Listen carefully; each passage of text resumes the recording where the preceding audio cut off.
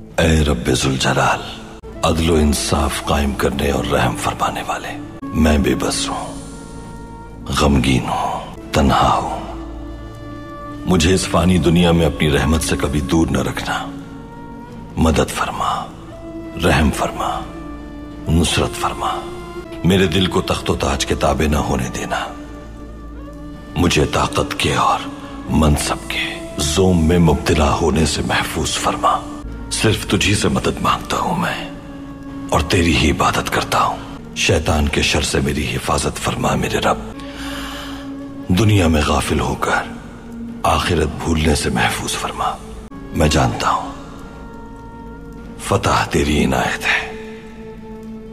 मैं जानता हूं ताकत सिर्फ तेरी है।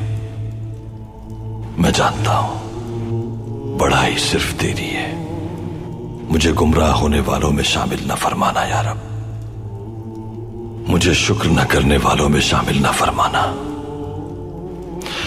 मुझे शुक्र बजा लाने वालों में शामिल करना या रब। ये जान तेरी अमानत है। मेरी नस्ल तेरे रास्ते पर है। हमें किसी हाल में तन्हा मत छोड़ना या रब। आमीन।